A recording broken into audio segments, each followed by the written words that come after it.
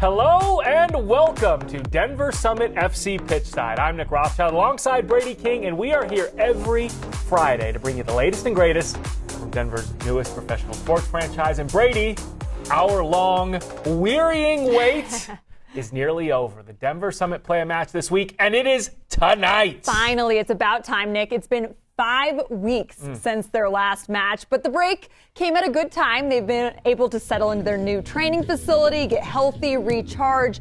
Now they are back home Friday night, tonight, for a huge test against the Kansas City Current, and this is a big one. Oof. Kansas City is 6th in the standings, while Denver is in 9th, looking to climb back up into that playoff race.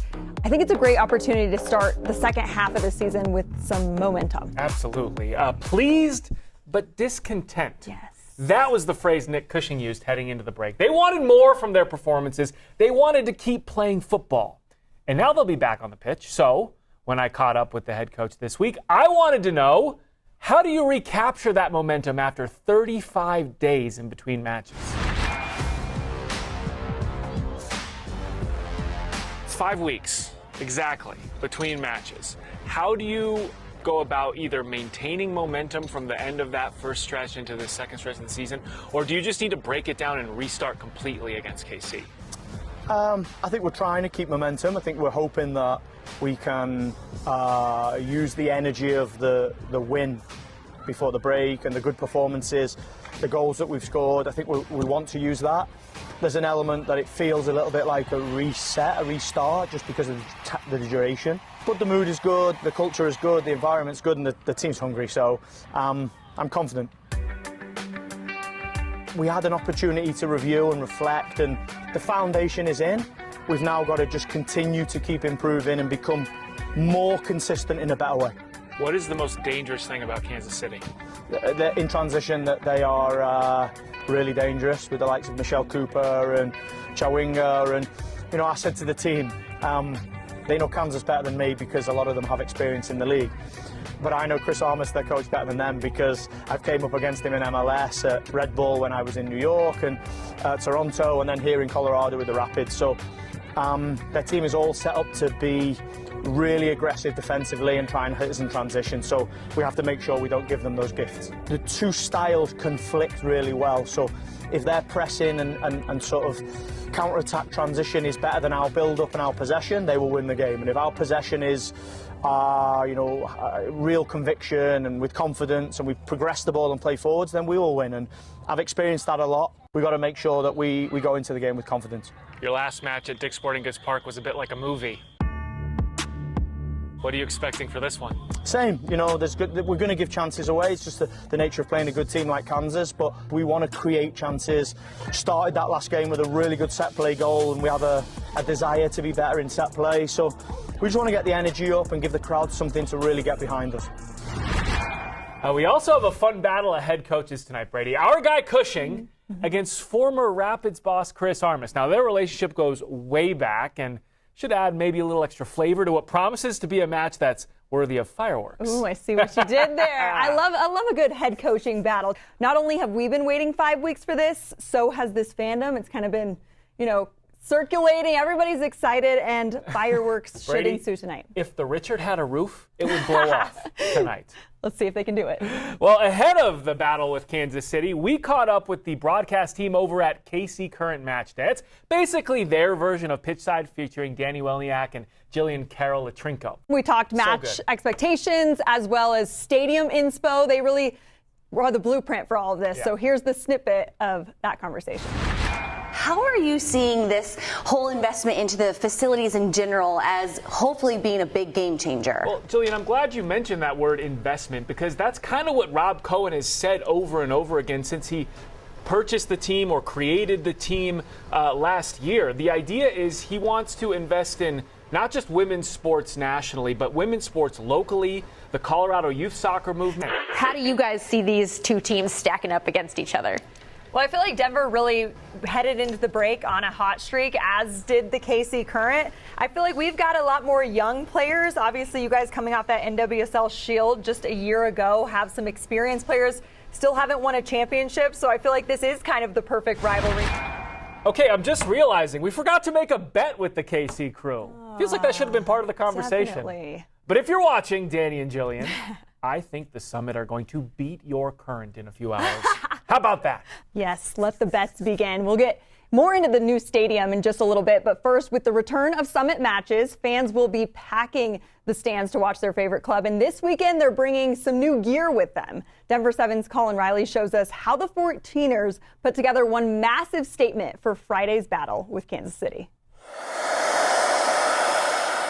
Inside a Denver warehouse, members of the 14ers supporters group are painting, taping, and stitching together a massive piece of soccer culture. The tifo itself is always just like a banner flag type thing. Drum lead Jen Dexter says this tifo will celebrate Lindsey Heaps' first game with the Denver Summit later in July. The fact that we do it by hand just means a lot more. And if you're saying, Colin, why are you only showing tight shots of the work? Well, that's on purpose. The design stays under wraps until game day. You kind of keep it a bit of a surprise for the game, so that way when it's shown, it has that element of surprise to it. These oversized displays have become a staple in stadiums around the world. The tifo is the supporter group's I love you letter, or love letter, or support letter, however you want to say it, to the team. And these are completely handmade from the start. Hours of work and a team effort. We try to do as much as we can collaboratively, and so we'll meet up, we'll pitch some ideas,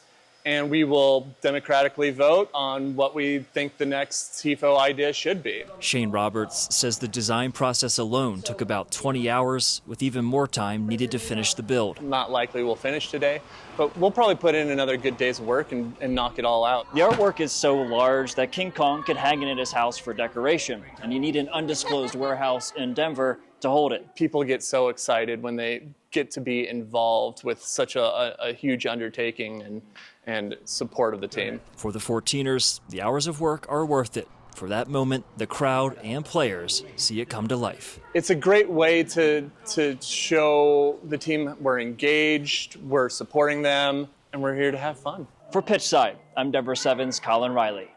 All right, thank you, Colin. I got to say, the Summit clearly have some incredibly talented fans. I love that Colin gave us a few small sneak peeks into the design without giving everything away. It definitely has me excited to see the finished mural later this month, and I'm really curious to see how they honor Lindsey Heaps ahead of her first match. Thank you, Colin, and thank you, Brady. All right, time to hit our first break, but when we return, we're sitting down with the captain, Janine Sonus, fresh off a trip to Canada to help with World Cup coverage, returned to her home state to a pretty sweet surprise when Denver Summit FC Pitchside returns.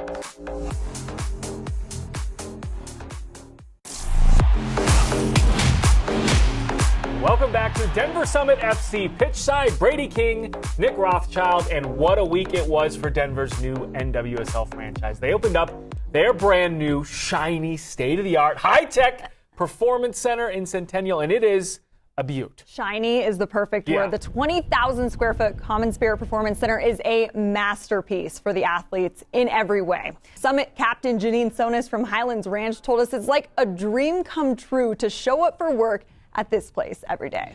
All of the amazing things in there. I've been in for about a little over a week now, and yeah, every single day I was just telling some people, I drive down Chambers and I see the green and I'm like, it's still surreal that this is for us. It is beautiful and they deserve every bit of it. I think we've seen with the Broncos that when ownership invests in the team and their facilities, you'll start to see it pay off with the product on the field. Yeah, I'm not jealous. You're jealous. I'm jealous. And what a way to come back from their break time to this brand new facility. So cool. And speaking of Sonus, Janine Sonus, Denver Summit's captain, she returned from a trip to Canada where she played a part in TSN's World Cup coverage to a very cool surprise from the Denver airport.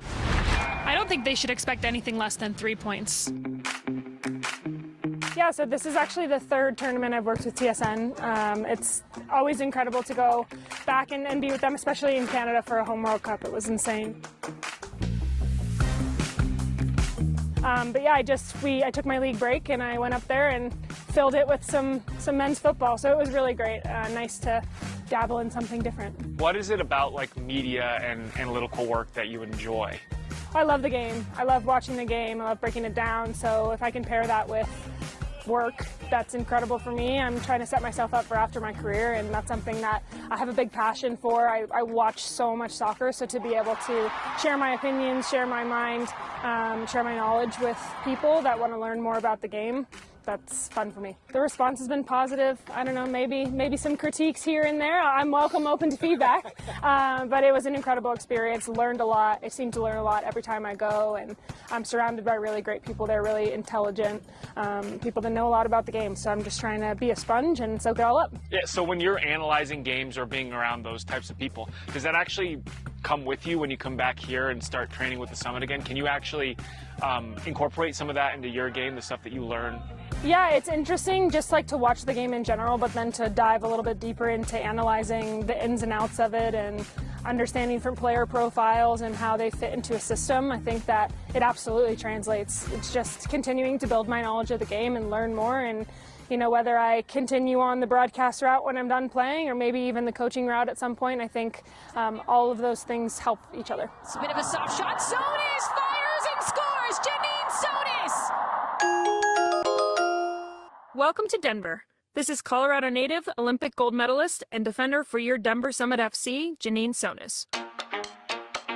So you get home, you get on the train at DIA, and ding dong, there's Janine Sonus. What was that moment like for you, a Colorado kid, getting to hear yourself on the train? It was so weird. I know you've probably had the moment where you hear your own voice and you're like, I just feel like everyone's, when they hear their own voice, they're like, surely that's not what I sound like.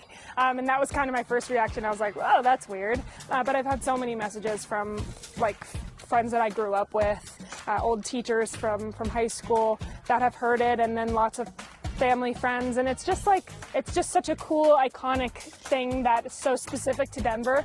Let's go Summit. And to have been honored with that experience and that opportunity is, to me, it means a lot, and it's been really fun to just hear people get so excited about it. So Janine tells me her husband has heard the announcement, but only because he was taking a flight out at DIA and the trains got shut down, so he got rerouted back to the terminal, and that's when he got to hear it. As a couple of kids from Colorado, that is just so unbelievably iconic. If for some reason they asked me to do the train announcement, hint, hint, I would want all my friends and family just to go and hear it. Yes, I would require everyone to take a trip. Like, I might even try to pay for it at that point, or just make your way over to the Denver airport. They don't let everybody do it, so maybe. You never know. You never Dreams know. Shattered. Dream big. All right, we need to go to break. I'm too sad to do this show now. But when we come back, I'm just kidding. We're shining a light on a Colorado soccer program, proving the beautiful game is truly for everyone.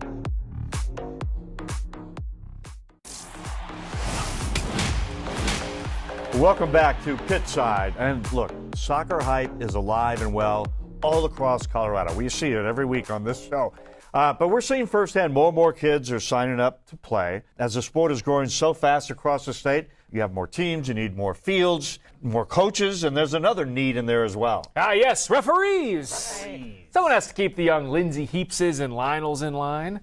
Lionel Messi, not this guy. Oh, that guy. Anyway, Colorado is at a huge deficit right now when it comes to available referees. That's right. Denver 7 Summit correspondent Maggie Wolanski joins us in studio. She shows us the solution helping close the gap in Castle Rock. Maggie. Students at Renaissance Secondary School are trading their cleats for whistles to learn the game from a new perspective. With a first-of-its-kind referee certification class, I got to learn from some of the students as well as their coaches. Take a listen.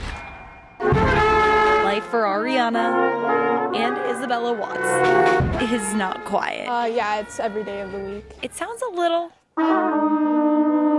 like this. It's not fun sitting at home doing nothing. We'll also find that If for some reason you have to take more than one touch to set up your shot, that ball is dead. Do not take a shot. on the field. I just like getting more touches on the ball and like seeing what everybody else can do. Plus, this familiar sound. I've been doing soccer since we were in kindergarten, and we wanted to like expand our knowledge more on soccer. Classmates, teammates, and Twin sisters, identical twin sisters. like any siblings. No, only when she's being annoying. as fun as it is being on the field, they're also learning the game. Who had to run a lot in their games? From behind the whistle. How many of you have been able to ref 77 yet? Physical education teacher Jessica Perkin. Yes, you're right. Yes. Loves the game of soccer, but sees a need on the fields. I've always thought that it would be awesome to do a referee program in schools because obviously there's a shortage of referees. Turning her vision into a reality at Renaissance Secondary School in Castle Rock. I probably wouldn't have had time to do it by myself at my house, so it was nice to have the class time to do it. Creating an opening for future refs. What I've been told from the Colorado Soccer Association is that we're the first quarter-long course in Colorado to do a ref certification program. Practicing flags. Offsides! Bar! And whistles. So students are ready for game day. Scored it. Daniel, that's you. I'm looking for the offside. Referee coach Jeff Arthuroltz knows the passion for soccer is soaring, but we're very much on a shortage. We, in the state of Colorado right now, to cover all of our games, we would be looking for about 5,000 referees. Right now, we have about 3,000. He sees this program as a potential solution.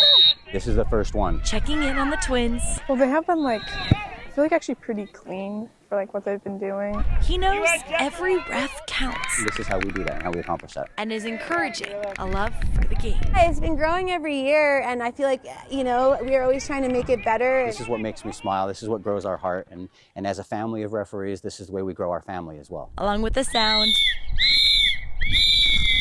these twins have realized holds deeper meaning. I used to think that if the ref made the call, it was always wrong, but once you take it, you definitely, it's not, they made the right call. It's not their fault. Such an amazing opportunity while also filling a need in their community. Now maybe we'll see the Twins on the sidelines at Centennial Stadium soon. Yeah, I've been a referee, and it is a tough job, a thankless job at times, yes. But look, if the parents can get their act together, usually the refereeing also improves. So I think those two things might be linked. All right, it's time for another break, but coming up, we're getting answers to your questions about the club as we connect you directly to the Summit players and coaches. And we'll let you know how you can get involved in the show as well. Let your voice be heard. That's coming up next on Pitchside.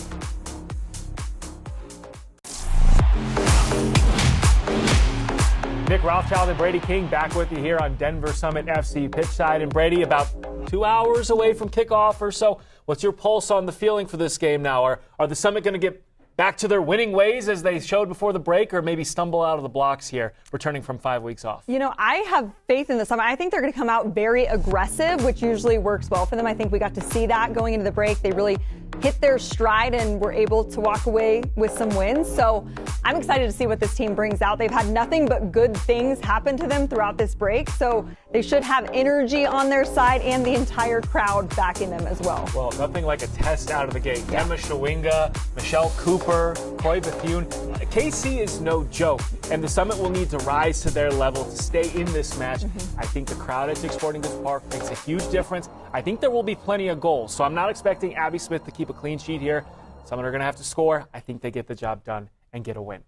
Pitchside is your voice for anything and everything you want to know about this club. That's right. Scan the QR code on your screen and let us know what you would like to see on the show and any questions you might have for us or the players or Coach Nick Cushing.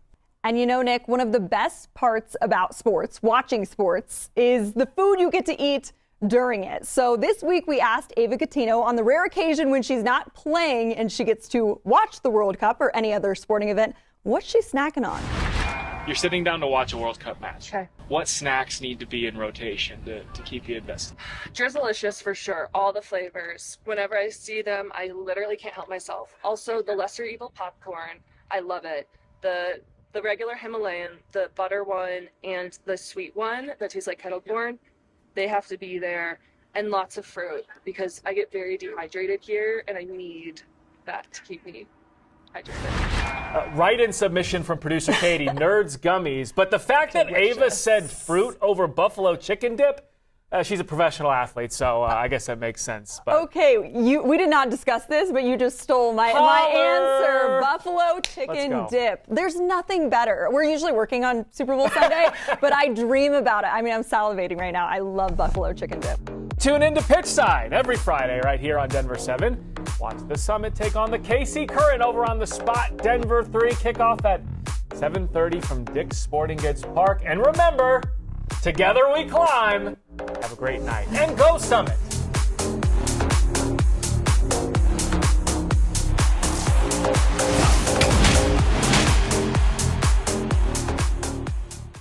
Welcome back to Denver Summit FC Pitchside. I'm Lionel Bienvenu along with Brady King and Nick Rothschild. And what a great conversation with Abby Smith. Man, that fires me up for the next part of the season, the impending arrival of Lindsey Heaps. And as Abby said, realistically, a chase for a championship in this Summit's first season. Well, it's easy to see why the Summit love her and why her teammates love playing with her. I mean, she's cool under pressure, calm, confident in all phases of life. So she's a leader I would follow onto the pitch, and it's easy to see why she's had so much success here in Denver. Yeah, she brings so much experience, and I love just how grateful she is. She's been in this league long enough to know that the support the Summit has shown her is not normal for every other league. So I think she's really happy to be here, and we're definitely happy to have her. All right, Pitchside is your voice for anything and everything you want to know about the Summit. That's right. Scan that QR code on your screen. Let us know what you would like to see on the show and any questions you might have for us or the players or Coach Nick Cushing. Okay, this week's question is regarding World Cup fever. Oscar from Denver says he's watched every single match so far, and he wants to know what the Summit think of Team USA's performance. I think they've attacked it perfectly well. They're really peaking now. You know, you can see in game one, Christian Pulisic looked incredible. And then, you know, even though he didn't play in game two, the level was still the same, right? They were still really offensive, really attacking. And I think the opportunity for USA is there as well. They look so confident. I think that the fact that they lost Christian Pulisic for the second game and still had the performance that they did speaks volumes to the other players on that team. Balogun's playing fantastic. Their back line's been solid. I don't know that they've necessarily been tested like they will be against, some of the teams that they'll face in the knockout rounds. But to get out of the group in advance after 2 games and put in 2 really solid performances, I think they should have some believers and some followers, because I think they're going to go deep in this tournament. Yeah, hard to not be impressed by what the Americans have done so far. To me, they've been the 5th best team at the World Cup, which is wild because they came into the tournament ranked 17th. Look, very impressed with them. I got to say, a little surprised by the USA so far, but I can't wait to see what they do in the knockout round. So far, what they've done, though, is light a spark under soccer fans all across the country, giving us something to yell and scream about, giving us hope they might actually really have a chance. And it's happening on America's 250th birthday coming up. I mean, it's really a great time to be an American soccer fan. It is. Can we roll the tapes to a couple of weeks ago? Because I think I was the only one who had even a sliver of hope here we go. for Team USA. You guys were... I'm going to have to check the... we got to look back at that. On that one. But obviously, I'm glad they're proving people wrong so far, coming out with a bang, obviously, in that first game. And it's been fun to watch so far. All right, guys, great show. But that's all for now. Join us next Friday and every Friday on Pitchside right here on Denver 7. Next week, we'll be looking ahead to their first match after the break. So we'll see you then. And remember, together we climb. So have a great night and go Summit.